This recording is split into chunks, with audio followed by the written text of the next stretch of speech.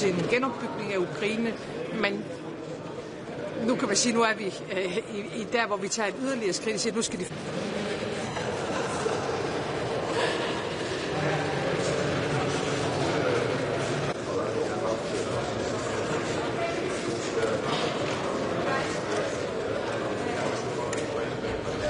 Only financial institution that offers the windfall profits to Ukraine. We know that there are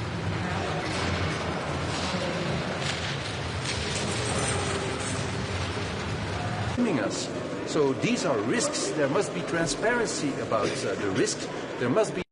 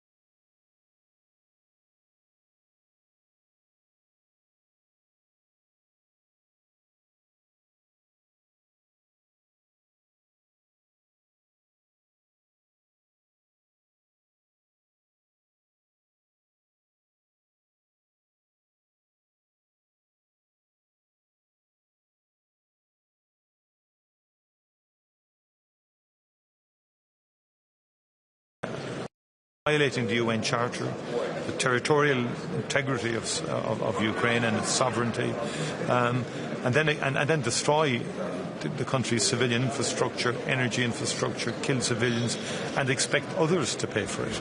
And there has to be an economic cost to such flagrant violations of international law, and I see it very much in that context. And also it will enable Ukraine, these assets, to survive and to sustain its economy and its society, because Europe is doing a hell of a lot in terms of underpinning Ukraine's economy at the moment, because we have to support Ukraine in defending its sovereignty and its territorial integrity from a budget perspective, from a humanitarian perspective, and that is what we are doing. So I don't believe there are implications for neutrality. Ireland will act as a co-guarantor no matter what way. Well, look, today the Commission are being invited to bring back proposals. There is a lot of detail involved in this and a lot of clarity required. But in terms of the principle of those who flagrantly abuse, international law, there has to be consequences as well, and this cannot be a repeating cycle where countries feel the big countries feel or like Russia can go in and destroy a place and expect other people to pay for the reconstruction afterwards. It's a very serious issue, because that's a kind of a perverse incentive to keep doing the same thing all the time. Just on the reparations loan, have you any sense, even a rough estimate of how much Ireland would have to guarantee its share? We're talking several billion. We don't at this stage, and I think there's a journey to go here yet. I mean, Europe has used the windfall elements of this, or the interest accrued and so on, already, and we want this war to end, and it needs to end in the first instance to preserve human life. I mean, I've had some horrific briefings in terms of the number of people who are being killed on a monthly basis in Ukraine. Russian soldiers, Ukrainian soldiers, civilians.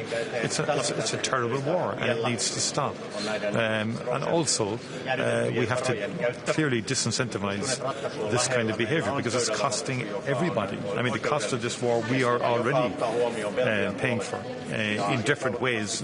Increased energy prices. I mean, this is the first major war on the continent of Europe. That is having consequences. Eli vahvat sanktiot yhdistettynä vahvaan Ukrainan tukipakettiin, niin tämä voi olla käänteentekevää tässä Ukrainassa. Well, we are already involved in joint procurement. The radar procurement, for example, will likely be a joint procurement. In some areas, we want to enhance interoperability between states, so joint procurement can be a factor there. In terms of the drone initiative, again, we are interested in developing drone technology from a defensive perspective. Drones will have multiple applications and use in protecting vital infrastructure, for example, and protecting our coastline. So there are multiple applications for drone technology, and so this drone initiative is something that we would want to participate in and learn from.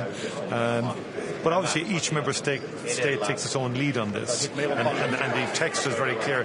Member states are taking the lead, but clearly the nature of technology is changing, and it would make sense for us in terms of critical sea undersea infrastructure that drone technology could be very important. Likewise, cybersecurity is very, very important, or gas connectors with the UK. All of these are under threat, and unfortunately Russia is posing a threat to our economic infrastructure, to the European economic infrastructure, and Ireland's as well. And we're not immune from this. We're not in some safe haven that will not be affected by any attacks on our subsea cables, because we're all connected in that, in terms of the technological connections. We're not on our own. We're part of a European connection, transatlantic and so on, and likewise in terms of energy connection. I'm chairing a meeting. Business Post is a new co-launcher. Haven't commented to bigger lead. Got a feeling photos yourself in the Harry, or going to Obviously, all presidential elections, but two things I would say. We'll wait for the poll tomorrow. I think that's the real poll. That will be the real election. We'll see what will happen, and we'll take it from there. Thank you.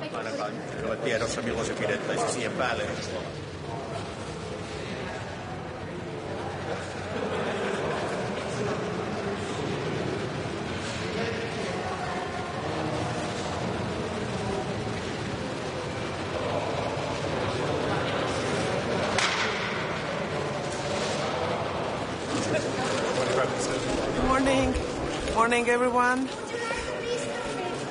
I think today will be quite a full agenda for us because we will discuss defense, Ukraine, climate change, defense, security, and probably a little bit of migration. So I suppose we really need today to have a decision on frozen and immobilized Russian assets, because it looks like 19th sanction package has been approved. It's very important for us. As we see from the news, US as well first time has imposed very direct sanctions on Russia's energy sector. So it's important that we can do together as well our 19th sanction package, and we can go forward with Russian immobilized assets which can be used for the needs Ukraine really have now for their military needs. I as well see it would be important that mainly we that those countries and all of us should probably guarantee that if something happens and the reparations will be paid to Ukraine, that we member states take as well the burden out of Belgium only, staying with question and legal questions which can raise afterwards, because I probably suppose Russia will have some applications in court or something, so we should be really very well prepared, and it looks like we are prepared. For defense, I think we, together with Netherlands and Croatia, our defense ministers are working as well for new technologies, for drone wall. But on defense, those steps that has been taken is very important, and omnibus should be decided on the parliament, because that could give us much faster way how we can move forward with our security. For me, it's important that Europe acknowledges that hybrid threats is happening, and hybrid migration as well, and migration instrumentalization is happening every day from Russia and Belarus to our borders. So therefore this discussion will be important for me. And for climate change, I hope we will not step into those mistakes, if I would say so, what we had on setting 2030 as goals on climate change, because we need really more flexibility, and we need to see the real situation, how we can get to those goals which we have set for ourselves. So the goals are good ones, but we really need to assess, are we having all the tools, and we cannot afford to lose Europe's competitiveness in all the situation. Do you understand the concerns of some member states like Belgium concerning the frozen assets? Are there something you can do to address those concerns from some countries that have also assets in Russia?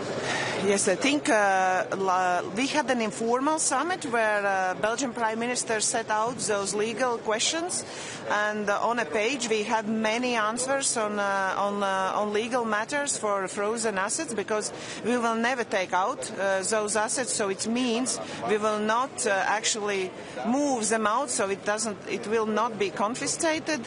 We will just guarantee that that amount which is on the Euroclear now will be given to Ukraine, but we will guarantee as other countries, member state countries, that in a case if Russia pays the reparation, the war will be ending to Ukraine. Only then Ukrainians will need to pay back to Europeans. So I believe it's really good from the financial point outset now, proposal as well from legal side. The 19th sanctions been approved. The US has also brought in its own sanctions. What's your response? Yes, my response is that we should do it together. So it's very appropriate time today to as well agree on 19th sanction package. And yesterday, actually, our ministers has agreed. So if U.S. imposes their sanctions, which has been publicly said, and we are going forward, it means for Russia there is less opportunity for them to get their financial needs, what they are already now feeling that financially for Russia is more stressful. The situation is more stressful because we know that energy sector is one of the most biggest income makers for Russia, and now we are seeing from our reports that Russia is struggling, and that's exactly what we wanted to achieve, that Russia doesn't have enough financial resources to go forward with the war, and they are squeezed or pushed to sit on a negotiation tables to end this war. One question I would like to ask you: does climate protection have to take a backseat because of competitiveness? Is climate protection dead in the EU? I think, as I mentioned before, there is goals, what we have said before, and those goals are good ones. So still climate change is something we really are working on. But what we need to do, like you can go by car, by train, by plane, we need to decide how we will reach the destination where we're going. And if it's too pricey for our citizens to go with to the direction we have set for ourselves, 2030, 2040, we really need to give some flexibility for member states to work with their societies and to find the better way how we can reach our goals on climate change.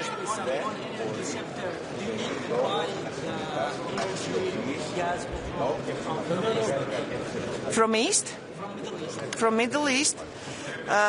We are now, like I'm a Latvian Prime Minister, we have cut our energy sector, which was fully dependent from Russia already for quite a long time since the war started in Ukraine. We are buying something from United States and something from our European partners. We'll see who will be able to deliver energy. I think now it's cancelled, and we'll see. Anyway, Europe needs to be prepared for Budapest summit because we know we will meet today President Zelenskiy. It's very important that we can give him all the support, and if he goes to the summit with the decision of reparation loans already on a table, I believe he will be much stronger to enter those negotiations if those negotiations will take place, because we don't see from the actions of Russian side that Putin really wants to end the war. So we have to take it into account. Therefore, European countries have to do everything what's in our power to do to support Ukraine and to push Russia to the negotiation table together, sure, with the United States. Thank you. Thank you so much.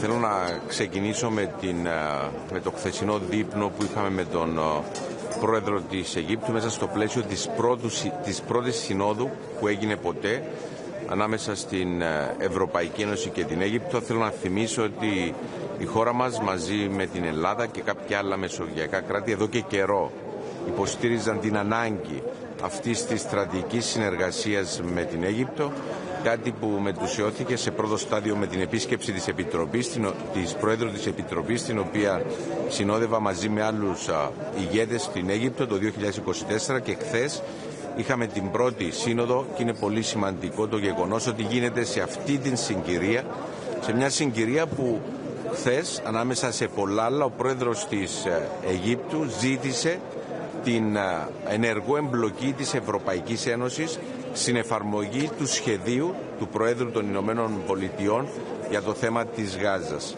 Και ακριβώς μέσα σε αυτό το πλαίσιο είχα την ευκαιρία να ενημερώσω για το σχέδιο της Κυπριακής Δημοκρατίας, ένα σχέδιο το οποίο έγινε μετά από συνεννόηση με την πρόεδρο της Ευρωπαϊκής Επιτροπής, με τα Ηνωμένα Αραβικά Εμιράτα, με την Αίγυπτο, με την Ιορδανία, με το Ισραήλ. Και σήμερα θα έχω την ευκαιρία στο πλαίσιο του Ευρωπαϊκού Συμβουλίου να το παρουσιάσω σε λεπτομέρεια, ζητώντας από τους συναδέλφους μου από την Ευρωπαϊκή Ένωση να υιοθετήσει το σχέδιο της Κυπριακής Δημοκρατίας ως σχέδιο της Ευρωπαϊκής Ένωσης. Και χαίρομαι γιατί και τώρα στο Ευρωπαϊκό Λαϊκό Κόμμα είχα την ευκαιρία να αναφερθώ στο σχέδιο, στην πρόταση της Κυπριακής Δημοκρατίας, η οποία, επαναλαμβάνω, έγινε μετά από συνεννόηση και με την πρόεδρο της Επιτροπής. Μέσα σε αυτό το πλαίσιο είναι σημαντικό, και αναφέρθηκα και χθες βράδυ αλλά και σήμερα το πρωί, το γεγονός ότι έχει υιοθετηθεί το σύμφωνο για την Μεσόγειο. Είναι σημαντικό ότι κατά τη διάρκεια της Κυπριακής Προεδρίας εργαστούμε έτσι ώστε αυτό το σύμφωνο να μετουσιωθεί από ένα κείμενο σε συγκεκριμένες ενέργειες προς την ευρύτερη περιοχή και της Μεσογείου αλλά και της ευρύτερης Μέσης Ανατολής, δείχνοντας στην πράξη ότι η Ευρωπαϊκή Ένωση έχει λόγο και ρόλο στην περιοχή.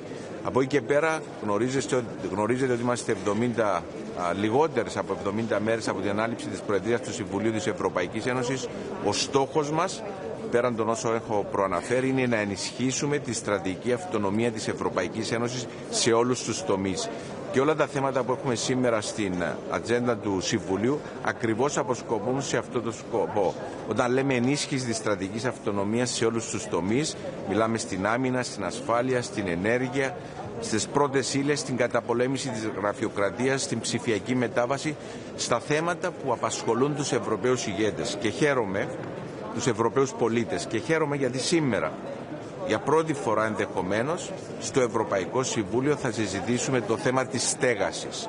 Ένα πανευρωπαϊκό πρόβλημα, ένα θέμα που κάποιοι ισχυρίζονται ότι είναι περισσότερο αρμοδιότητα των κρατών μελών, αλλά από τη στιγμή που απασχολεί όλα τα ευρωπαϊκά κράτη και με αφορμή τις συζητήσεις που γίνονται για το πολιετές δημοσιονομικό πλαίσιο, αναμένουμε από την Επιτροπή να παρουσιάσει, να αναπτύξει το επόμενο διάστημα ένα χρηματοδοτικό εργαλείο το οποίο μπορεί να αξιοποιηθεί από όλα τα κράτη-μέλη έτσι ώστε να αντιμετωπιστεί αυτή η μεγάλη, επαναλαμβάνω, ευρωπαϊκή πρόκληση που λέγεται στεγαστικό.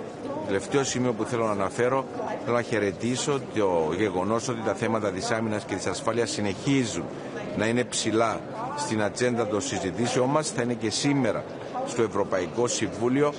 Χαίρομαι γιατί η θέση μας σε σχέση με τη συμμετοχή μη κρατών μελών στο χρηματοδοτικό εργαλείο SAFE έχει υιοθετηθεί.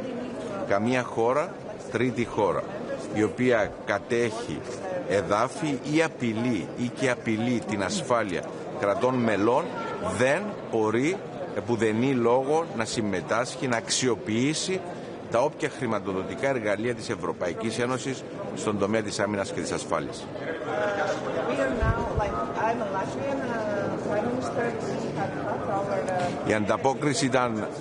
Η ανταπόκριση ήταν πολύ θετική και χαίρομαι γιατί κατά τη διάρκεια της τριμερούς συνάντησης της Προέδρου της Επιτροπής, του Προέδρου του Συμβουλίου με τον Πρόεδρο της Αιγύπτου, η Πρόεδρος της Επιτροπής παρουσίασε τις κυπριακές προτάσεις, τις δικές μας προτάσεις ως ευρωπαϊκές προτάσεις, και αυτό που πρέπει να γίνει τώρα είναι να εργαστούμε έτσι αυτές να υλοποιηθούν σε συνδυασμό και με άλλες προτάσεις που υπάρχουν, έτσι ώστε το σχέδιο του Αμερικανού Προέδρου να εφαρμοστεί. Γιατί σε περίπτωση που δεν εφαρμοστεί αυτό το σχέδιο, δεν περάσουμε στην επόμενη φάση, αντιλαμβάνεστε τους κινδύνους που υπάρχουν με μια νέα κρίση στην περιοχή και ποιοι στο τέλος της ημέρας θα υποστούν και τις επιπτώσεις. Δεν μπορούμε ως Ευρωπαϊκή Ένωση να συζητούμε, για παράδειγμα, το μεταναστευτικό, να είναι ένα θέμα που απασχολεί όλους, να είναι ένα θέμα που απασχολεί τους πολίτες μας, και την ίδια στιγμή να μην ασχολούμαστε με την περιοχή της ευρύτερης Μέσης Ανατολής, που ένας σημαντικός αριθμός μεταναστών έρχονται από την περιοχή.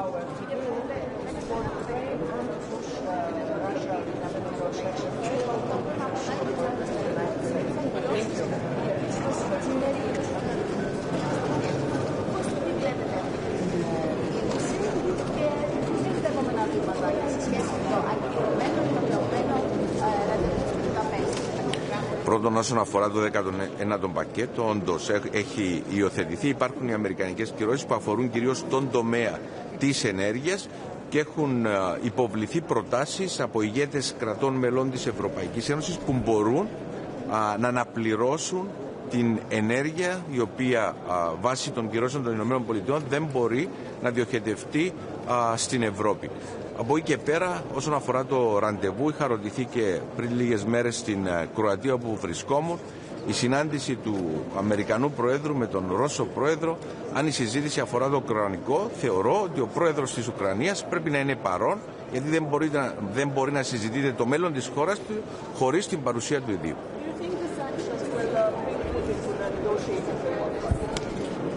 The sanctions that we introduced until now, they were effective. If some associate member states, some countries that they want to become members of the European Union, they were following the sanctions of the European Union, for sure our decisions and the sanctions will be much more effective. Ευχαριστώ πολύ.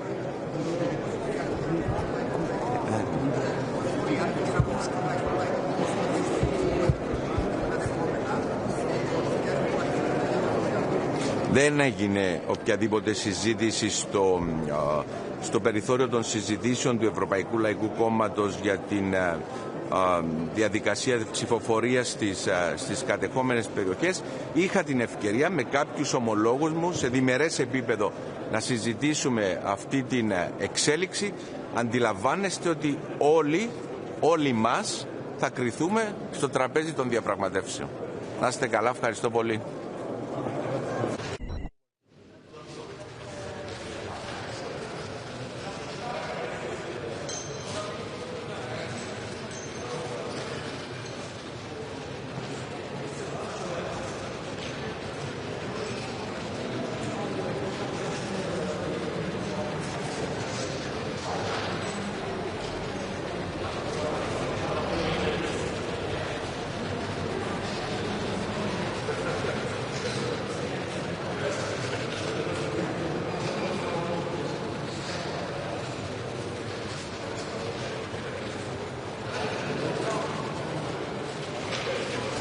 So today we have a long day ahead, a few very important points. First, we are going to adopt the 19th package of sanctions, which has a lot of important points there regarding energy, regarding financial institutions. It is all meant to deprive Russia from the means to fund this war. We also are very happy about the signals we get from America regarding the sanctions regarding Russia. I think it's an important sign of strength that we are aligned here. And of course we're going to discuss the reparations loan as well. There are some issues still that we need to cover, but I think it's important. The fundamental message is that Russia is responsible for the damages caused in Ukraine and has to pay for those damages, and the frozen assets we have, the reparations loan on the basis of that for Ukraine to defend itself. It sends three very important signals. One is to Ukraine, that we are supporting them to defend themselves. The other one to Russia, that they can't outlast us. And the third one to America, to show that we are taking very important steps ourselves. And of course today we are also going to discuss our own defense. What more can we do? Here for Europe it is important that we see defense as joint value, and we also do joint projects to defend our region. Thank you. What's your political message for Moldova? You have a political message for Moldova because we know it's Moldova, we have recently seen good election results showing that Moldova is on the path for Europe and European accession, and of course we need to do also steps from our side. On the reparations, do you think you will overcome the concerns Belgium has today? And are countries ready to provide those guarantees, the joint guarantees that Belgium is looking for? Yes, the worries are about the solidarity regarding the risks, and everybody agrees that no country should bear the risks or this burden alone. So if we need to come up with a mechanism to make sure that this is the case and Belgium gets the security that they need, then we need to draft this and work on this. Speaking to all these countries, how likely do you think a proposal like that's going to go down? Everybody agrees, so we need to come up with the right way to do, right solution for this. Iraqi upcoming election take place in different situations now. Do you expect that will be different from before? Of course, every election is a vote for the country's future. So it is up to those people to say what kind of future they need for the country. Time goes very fast and people die. How about to try to have a